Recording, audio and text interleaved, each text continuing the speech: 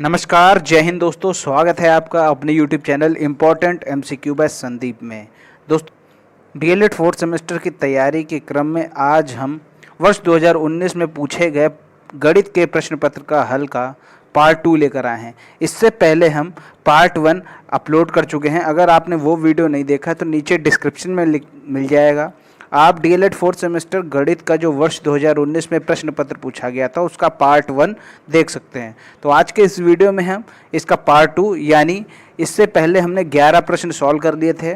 अब 11 प्रश्न के आगे यानी 12 से लेकर 18 प्रश्न तक हम आपको सॉल्व करके बताएंगे। इसलिए वीडियो को पूरा लास्ट तक और ध्यान से देखें ताकि एक एक प्रश्न आपके अच्छे से समझ में आ जाए। पिछले वीडियो में हमने आपसे एक प्रश्न भी होमवर्क में दिया था कि आप इसको करके हल कर लीजिए और कमेंट में इसका उत्तर दीजिए। कुछ लोगों ने उत्तर दिए, कुछ लोगों ने उत्तर नहीं दिए। तो चलिए हम इसका हल आपको करके दिखाते हैं। प्रश्न संख्या 12 को मैंने आपको होमवर्क दिया था। तो यहाँ पर जो प्रश्न है, यदि a बराबर 1 3 5 7 और b बराबर 5 7 8 9 हो तो a यूनियन b और a इंटरसेक्शन b का मान ज्ञात करो। तो आपको जैसा कि मालूम है, जो a यूनियन b होता है, यूनियन का मतलब होता है सारी चीज़ें। यहाँ पर हम क्या करेंगे, सारी चीज़ें को ले लेंगे। a यूनियन b का मतलब है जितना a में है और जितना b में है सभी को हम ले लेंगे और कोई भी अंक रिपीट नहीं होना चाहिए। ये चीज़ आप याद रखेंगे। तो यहाँ पर हम a यूनियन b में लेंगे 1 3 5 7 और 8 9, ठीक है, ये चीज़ें लेंगे। अब a इंटरसेक्शन b की जब बात आती है तो वहाँ पर हम जो दोनों में कॉमन होता है, जो a में होगा और जो b, दोनों में जो कॉमन होगा केवल हम उसको लेते हैं a इंटरसेक्शन b में। तो यहाँ पर आप देख सकते हैं कि कैसे a यूनियन b निकाला गया है और a इंटरसेक्शन b निकाला गया है। a यूनियन b में सभी ले लेंगे, सारी चीज़ें ले लेंगे और a इंटरसेक्शन b में सिर्फ वही लेंगे जो दोनों में कॉमन होगा। बढ़ते हैं अगले प्रश्न की तरफ। प्रश्न संख्या 13 है, निम्नलिखित बारंबारता बंटन का बहुलक ज्ञात कीजिए। तो यहाँ पर आपको बहुलक बताना है। तो सबसे पहले आप बारंबारता की ओर देखेंगे, ये नीचे वाला कॉलम देखेंगे। यहाँ पर सबसे ज़्यादा संख्या कौन सी है? तो आपने देखा कि यहाँ पर है 7 है सबसे ज़्यादा। अब सबसे ज़्यादा जो 7 है उसका आप पद देख लीजिए। पद कितना है? 17 है, यानी जो पद है आपका वो 17 है। तो यहाँ पर जो बहुलक होगा, और एक लाइन आपको लिखनी पड़ेगी, वहाँ पर लिखना होगा अतः बहुलक बराबर 17। ठीक है, ये चीज़ याद रखेगा। हमेशा जो बहुलक होगा वो पद ही होगा। आप बारंबारता को बहुलक नहीं कह सकते। बारंबारता तो सिर्फ ये शो करती है कि ये जो आपको ऊपर पद लिखे हैं ये कितनी बार आए हैं। तो यहाँ पर जो 17 है वो सबसे ज़्यादा यानी 7 बार आया है, तो बहुलक होगा आपका 17। अगला प्रश्न आप देख सकते हैं, ओ वृत्त का केंद्र है, BAC का मान 40 है, OBC और OCB का मान ज्ञात करना है। तो यहाँ पर आप जानते हैं कि ये आपका 40 दे रखा है और ये वाला मान पूछ रहा है। अब अगर आप ध्यान से देखें तो एंगल B के सामने जो OC है ये त्रिज्या है और एंगल C के सामने जो OB है वो भी त्रिज्या, यानी त्रिज्याएं आपस में बराबर होती हैं तो उनके सामने वाले कोण भी आपस में बराबर होंगे। तो यहाँ पर हम ये कह सकते हैं कि जो OBC और OCB पूछा गया है, OBC ये रहा और OCB ये रहा, यही दोनों पूछे गए हैं और ये दोनों एंगल आपस में बराबर हैं। ठीक है, तो हम मान लेते हैं x, अगर मान लेते हैं तो यहाँ पर जो दोनों एंगल हो जाएंगे वो हो जाएंगे x और x। ठीक है, ये एंगल x हो जाएगा और ये एंगल x हो जाएगा। अब यहाँ पर जो इस त्रिभुज का तीसरा एंगल बचा, यानी जो तीसरा कोण बचा है O, ठीक है, O कितना होगा ये आपको पता होगा कि जब ये 40 है तो ये आपका O कितना होगा? 80 होगा। ठीक है, जो वृत्त के केंद्र पर कोण बना होता है, एक ही जीवा पर जब दो कोण बने हों और एक परिधि पर बना हो और एक वृत्त के केंद्र पर बना हो, तो जो वृत्त के केंद्र पर कोण बना होता है वो परिधि पर बने कोण का दोगुना होता है। तो ये आपका 40 है तो ये आपका O जितना हो वो हो जाएगा 80, क्योंकि 40 दूना 80 होता है। ठीक है, तो ये चीज़ आप ओवरव्यू समझ गए कि यहाँ पर ये है आपका 80 हो जाएगा और ये दोनों आपके बराबर होंगे। अब इसको सॉल्व कैसे करेंगे? तो ये आप देख सकते हैं यहाँ पर BAC 40 है तो जो केंद्र पर कोण बना था BOC वो 80 हो जाएगा और त्रिभुज BOC में OBC बराबर OCB था। क्यों था? क्योंकि दोनों के सामने वाली जो भुजाएं थी वो त्रिज्या थी और त्रिज्या आपस में बराबर होती तो कोण भी आपस में बराबर हो जाएंगे। तो हमने दोनों को क्या कर लिया? x मान लिया। अब इसके बाद जो त्रिभुज BOC उसके अंतर जितने भी 3 कोण होते हैं, तीनों कोणों का योग 180 होता है। वही हमने यहाँ पर 180 कर लिया। अब सबकी वैल्यूज आपने रख दी। BOC 80 है, OBC x माना हमने, OCB को x मान लिया, बराबर 180। x हो जाएगा 2x, और ये जो 80 है वो बराबर के इस तरफ आ जाएगा, तो बराबर के उस तरफ जाएगा तो माइनस में हो जाएगा 180 माइनस 80, यानी 2x बराबर 100। तो ये 2 है, इधर जाएगा तो 100/2 हो जाएगा 50। यहाँ पर जो x की वैल्यू आ गई 50। तो यहाँ पर जो OBC और OCB इन दोनों को हमने x माना था, तो ये दोनों क्या हो जाएंगे, इन दोनों की वैल्यू हो गई 50। कितनी आसानी से निकल आए। तो यहाँ पर आपने देखा कि जो OBC है और जो OCB है, दोनों कितना निकल के आया, 50। आगे बढ़ते हैं। अगला जो प्रश्न है 15। एक बाग की लंबाई 180 मीटर है और चौड़ाई 120 मीटर है। बाग के बीचों बीच एक दूसरे पर समकोण काटते हुए 3 मीटर के 2 रास्ते हैं। रास्ते पर मिट्टी डलवाने का खर्च 12 रुपये प्रति वर्ग मीटर की दर से ज्ञात करो। अब देखिए, रास्ते पर मिट्टी डलवानी है, उसका खर्च ज्ञात करना है। ठीक है, तो जब मिट्टी डलवानी है तो मिट्टी किस पर डलवानी, रास्ते पर, तो रास्ते का हमें क्षेत्रफल मालूम होना चाहिए। जब क्षेत्रफल मालूम होगा तो उसी के हिसाब से ही तो मिट्टी पड़ेगी। यहाँ पर 12 रुपये प्रति वर्ग मीटर की दर से मिट्टी डाली जाएगी। तो सबसे पहले हमें क्या करना होगा, उस रास्ते का क्षेत्रफल निकालना होगा। तो आप यहाँ पर बाग का, यहाँ पर आप देख सकते हैं, इस बाग का डायग्राम देख सकते हैं। यहाँ पर जो लंबाई है वो 180 मीटर है और जो चौड़ाई है वो 120 मीटर है। तो यहाँ पर हमें क्या करना होगा, यहाँ पर देखिए 2 रास्ते गए हुए हैं। एक ये रास्ता है जिसे हमने नाम दिया है A का, और एक रास्ता ये गया है जिसे हमने नाम दिया है B का। ठीक है, A रास्ते का क्षेत्रफल और B रास्ते का क्षेत्रफल निकाल लेंगे। और यहाँ पर आप ध्यान से देखेंगे, जो बीचों बीच है ये आपने A रास्ते में भी गिन लिया और B रास्ते में भी गिन लिया, यानी इसको हमने 2 बार गिन लिया। तो यहाँ पर हमें एक ही बार गिनना होता है ना, तो क्या करेंगे, इसको 1 बार घटा देंगे। ठीक है, 2 बार गिन लिया गया है, हमें चाहिए 1 ही बार, तो 1 बार आप घटा दीजिए। तो चलिए हम इसको निकाल कर देखते हैं। आप यहाँ देख सकते हैं A रास्ते का क्षेत्रफल, ये वाला रास्ता जो आप देख रहे हैं, इसकी जो लंबाई और गुणे चौड़ाई करना होगा तभी क्षेत्रफल आएगा। तो लंबाई इसकी हो जाएगी 180 मीटर, क्योंकि यहाँ पर ये देखिए इसकी ये लंबाई कितनी थी, 180 थी, और चौड़ाई ये आपकी ये वाली हो जाएगी। तो ये कितना है, 3 है, उसमें बता रखा है कि 3 मीटर का हमने रास्ता बनाया है। तो 180 गुणे 3 हो जाएगा 540 वर्ग मीटर। अब B रास्ते का क्षेत्रफल निकाल लीजिए। तो यहाँ भी लंबाई गुणे चौड़ाई, तो लंबाई B रास्ते की हो गई 3 और चौड़ाई आपने देखी 120 है। ये वाली जो ये था ये 120 था, तो इनको गुणा किया तो आ गया 360 वर्ग मीटर। अब यहाँ पर आप वो रास्ता देखिए जो 2 बार रास्ता गिना गया था, जो अभी मैंने आपको बताया। ये जो बीचों बीच का रास्ता है, आपने ये A में भी गिन लिया और B में भी गिन लिया, तो हमें एक ही बार चाहिए। तो हमें क्या करना पड़ेगा, 1 बार इस रास्ते को घटाना पड़ेगा। 2 बार गिने गए रास्ते का क्षेत्रफल 3 गुणे 3 बराबर 9 वर्ग मीटर। तो रास्ते का अब कुल क्षेत्रफल निकाल लीजिए, यानी A का भी B का भी, और जो कुल जो बीच में 2 बार गिना गया उसको घटा दीजिए। 540 प्लस 360 माइनस 9। अब 540 और 360 को जोड़ रहे हैं तो आएगा 900। 5 3 8, 40 और 60, 900 ये हो गया, माइनस 9, 891 वर्ग मीटर आ गया रास्ते का कुल क्षेत्रफल। अब 1 वर्ग मीटर मिट्टी डलवाने का खर्च 12 रुपये है, तो 891 वर्ग मीटर मिट्टी डलवाने का खर्च क्या होगा, सीधा गुणा कर दीजिए। 891 गुणे 12 बराबर 10,692। तो यहाँ पर ये है उस रास्ते पर मिट्टी डलवाने का खर्च। तो यहाँ पर आपने देखा कि कितनी आसानी से ये प्रश्न सॉल्व हो गया। अब इसी से संबंधित हम आपको इस वीडियो में एक होमवर्क देना चाहते हैं, वो भी आप ज़रूर देख लीजिए, और उसको कैसे सॉल्व करना है आप हमें इसका उत्तर नीचे कमेंट में बताइएगा। तो वो प्रश्न है, ये प्रश्न आपके सामने है। यहाँ आप देख सकते हैं कि इसकी जो लंबाई है वो 15 दे रखी है, चौड़ाई इसकी 10 दे रखी है, और ये जो रास्ते का जो चौड़ाई है वो है 2 मीटर। ठीक है, अब यहाँ पर क्या लिखा है, छायांकित भाग का क्षेत्रफल निकालना है।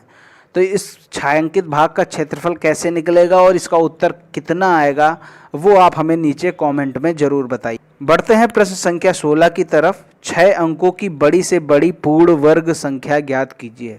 अब 6 अंकों की बड़ी से बड़ी, तो 6 अंकों की बड़ी से बड़ी पूर्ण वर्ग संख्या ज्ञात करनी। सबसे पहले हमें ये पता होना चाहिए कि 6 अंकों की बड़ी से बड़ी संख्या कौन सी होती है। तो बड़ी सी बड़ी अंक संख्या निकालने के लिए 6 बार आप 9 लिख दीजिए, ये आपकी आ गई बड़ी से बड़ी 6 अंकों की संख्या। अब हमें बताना है कि बड़ी से बड़ी पूर्ण वर्ग संख्या, ठीक है। तो पूर्ण वर्ग संख्या निकालनी, तो आप क्या करो, आप इसका वर्गमूल निकाल लीजिए, अभी आपका उत्तर सामने आ जाए। तो इस विधि से आप 6 अंकों की सबसे बड़ी संख्या का वर्गमूल निकाल लीजिए और इसके बाद जब इसमें जो शेष रह जाएगा उसी शेष को इस बड़ी संख्या में घटा देंगे और वो आपकी पूर्ण वर्ग संख्या ज्ञात हो जाएगी। तो चलिए इस विधि से हम कैसे निकालते हैं वर्गमूल वो देख लेते हैं। सबसे पहले संख्या के दो दो के जोड़े बना देते हैं, ये हमने जोड़े बना लिए। अब पहला जो जोड़ा है 99, अब 99 से कम ऐसा वर्ग आपको ढूंढना है जो 99 से कम हो, ज़्यादा ना हो। अब 9 गुणे 9 करेंगे तो 81 आएगा, 10 गुणे 10 करेंगे तो 100 आएगा, यानी 100 करने पर ज़्यादा हो जा रहा है तो हम एक कम लेंगे यानी 9 लेंगे। तो हमने यहाँ 9 लिया और ये 9 यहाँ लिखा, तो 9 9 81 हमने लिख दिया यहाँ पर। इसके बाद 99 में हमने 81 घटाया तो आया 18। 18 के बाद हम सीधा अगला जोड़ा उतार देते हैं तो ये हो गया 1899। अब उसके बाद क्या होता है कि जिस संख्या से हमने क्या किया था, गुणा किया था, उसी संख्या को यहाँ उतार लेते हैं और इन दोनों को जोड़ लेते हैं। 9 और 9 हो गया 18।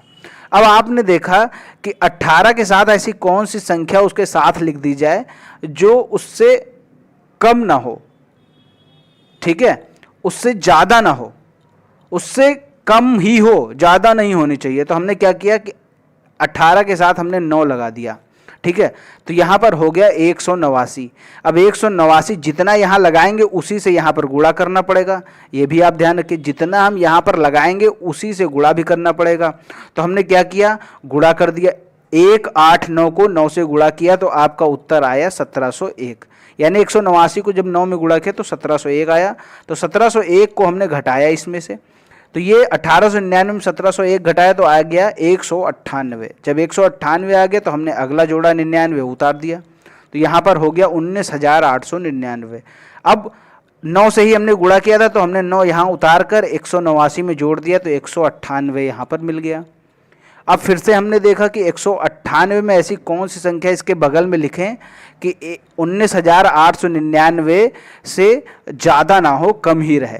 तो हमने यहाँ पर गुणा करके देखा तो फिर से 9 आया, तो हमने 9 से यहाँ पर यहाँ 9 लिख दिया और यहाँ 9 लिख दिया। अब 1989 में 9 का गुणा किया तो आपका आया 17,901। अब इसको घटाया तो यहाँ पर जो शेष आपके सामने बच रहा है 1998, यानी 1998 शेष बच रहा है।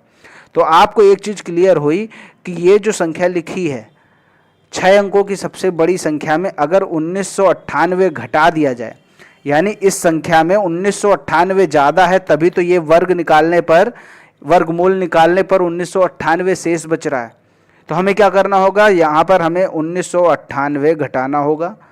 तो हमने 6 अंकों की सबसे बड़ी संख्या में 1998 घटा दिया तो हमें मिल गया 9,98,001।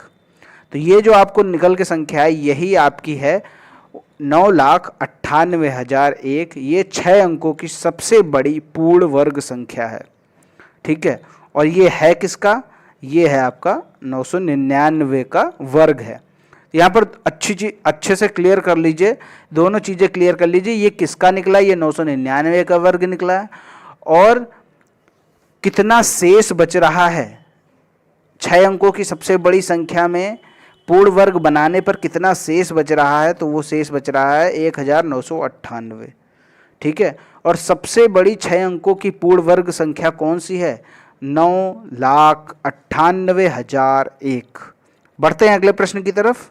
प्रश्न संख्या 17 है, एक आयताकार बाग की लंबाई उसकी चौड़ाई की 3 गुनी है। यदि बाग का क्षेत्रफल 243 वर्ग मीटर हो तो बाग की लंबाई ज्ञात करो। यहाँ पर बाग की लंबाई है, चौड़ाई की 3 गुनी है, तो हमें चौड़ाई को x मानना पड़ेगा, तभी तो लंबाई उसकी हो पाएगी 3 गुनी यानी 3x, ठीक है। तो यहाँ पर हमें क्या करना होगा, चौड़ाई को x मान, ये आप देख सकते हैं हमने बाग की चौड़ाई को x माना तो लंबाई उसकी 3 गुनी थी तो 3x हो गई। अब बाग का क्षेत्रफल आप निकाल लीजिए, होता है लंबाई गुणे चौड़ाई, लंबाई 3x है, चौड़ाई x है और 243 प्रश्न में दे रखा है। अब इसको आप सॉल्व कर लीजिए। 3x इंटू एक्स हो जाएगा 3x स्क्वायर बराबर 243। यहाँ से हमने 3 हटाया, यहाँ पहुँचाया 243 के नीचे, तो 3 से जब भाग दिया तो आया 81। एक्स स्क्वायर बराबर 81 हो गया। एक्स स्क्वायर का जब स्क्वायर हटाएंगे तो इधर लग जाएगा अंडर रूट 81 हो गया। तो ये 81 किसका वर्ग होता है 9 का।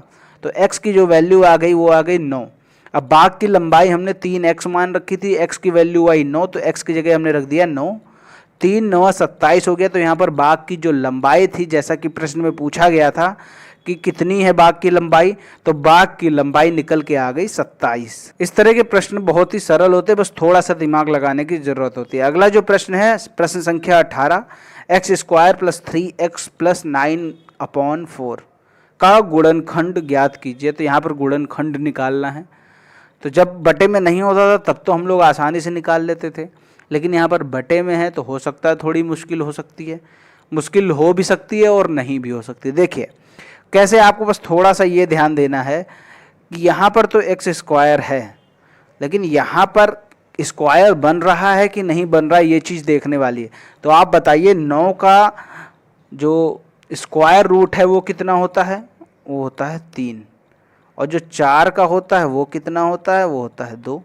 यानी इन दोनों के स्क्वायर रूट बनना है, तो इसका मतलब इसका भी स्क्वायर बन जाएगा। तो ये 9/4 यानी 3/2 का स्क्वायर है।